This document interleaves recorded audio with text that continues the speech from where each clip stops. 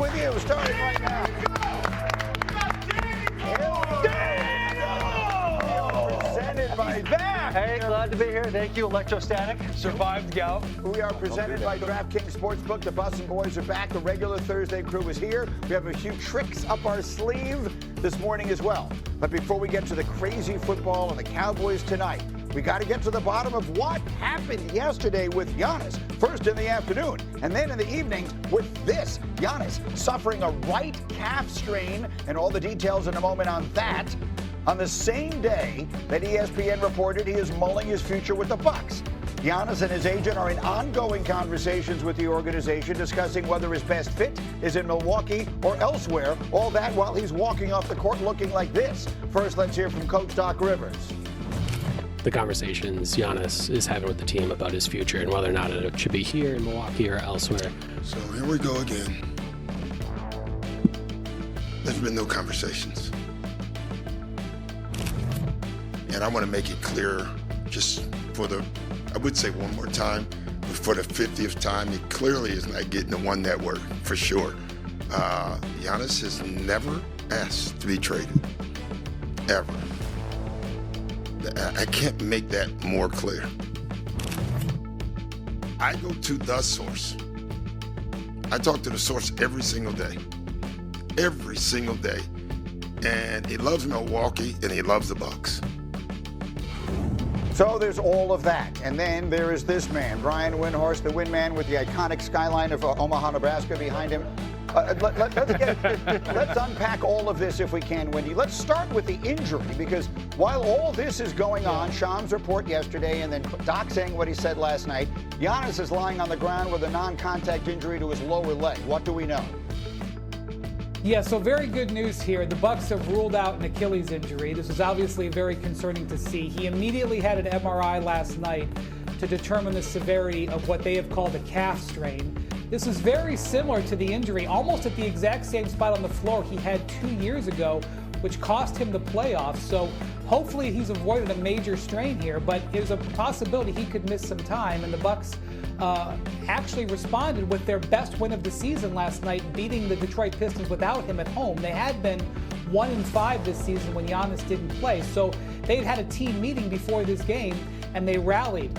Now, in the wake of the Shams report yesterday, as you canvass the league a little bit, there is certainly curiosity about whether Giannis will push the envelope here, because he has done this before, where he has talked to the Bucs about uncertainty with his future. And even in the summer, Shams reported back in October, back in August, he approached the Bucs about the possibility of being traded to the New York Knicks. And the Bucs and the Knicks had several weeks of trade discussions about it. Now, Doc can say with a straight face that there was no trade demand, and I think that that's true. He didn't demand it. However, those discussions were not the Bucs' idea, I assure you. And they sort of whistled past the graveyard because they had made a summer full of, gutsy moves to keep him.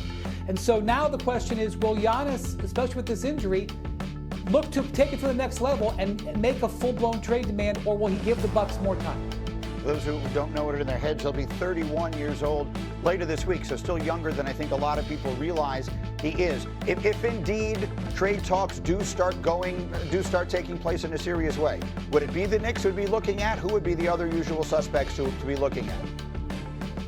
Yes, absolutely, Greeny, because he discussed the Knicks in August. He showed an interest there. If I were the New York Knicks, as soon as I heard about this, I would have had a meeting. I talked to other teams yesterday that did immediately schedule meetings to talk about whether they would make an offer. The Knicks would potentially be on Giannis's list if he went this, but the feel would be that Giannis might expand it. And the reason that Giannis's opinion would matter here, he only has 1 year left on his contract that's guaranteed. He has a player option after next season.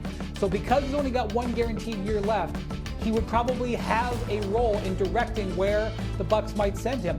Again, this is relying on the idea that he would progress to actually asking for a trade, which he's rattled the saber before, including over the summer. But like Doc said, he has not taken that step yet, and the Bucs certainly hope he does not. Is there any way of even guessing what a timeline on this process might look like? Well, I think that everybody here wants some clarity within the next couple of weeks, and whether Giannis is going to be committed to the Bucks for the season or he would like to be traded. And the key date to circle is December 15th. That is when all the players, for the most part, who were signed last summer can be traded. Every year, December 15th is the unofficial start of NBA trade season. So between now and then, pending this injury situation, I think the Bucks and Giannis would hope to have clarity on whether he's remaining invested or not.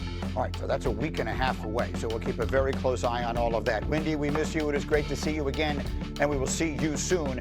And if there are any further developments on Giannis' injury. Hour here on SportsCenter. It's been Tyler Fulgham, healthy mostly, and happy to be with you this morning on SC. That's not necessarily the case, though, for one superstar in Milwaukee. Yeah, health a big concern for Giannis Antetokounmpo after last night's game against the Pistons, and apparently happiness as well. Fire up the trade rumors. Reports surfacing Wednesday that there could be a timer on Giannis' career in Milwaukee. Our Shams Charania reports that Giannis and his agent are having conversations with the Bucks discussing whether his best fit is staying or move somewhere else. The Bucks 10th in the East right now. Doc Rivers already tired of the trade rumor questions.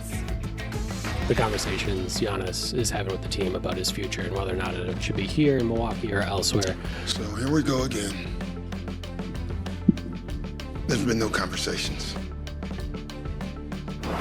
And I want to make it clear just for I would say one more time, but for the 50th time, it clearly is not getting the one network, for sure. Giannis has never asked to be traded, ever. I can't make that more clear. I go to the source. I talk to the source every single day. Every single day. And he loves Milwaukee and he loves the Bucks. All right, well, as that story boils in the background, the Bucks and Giannis now have to deal with injury. Giannis collapsed with a non-contact injury minutes into the team's 113-109 win over the Pistons. The Bucks announced that Antetokounmpo suffered a right calf strain and he did not return to the game.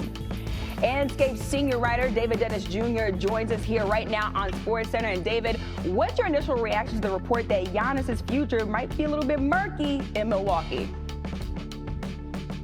Amita, you ever have one of those homies that, like, they're in a relationship and they keep saying they're going to break up and you know they're going to break up, and when they finally break up and say they're going to do it, you got to act surprised and they tell you anyway?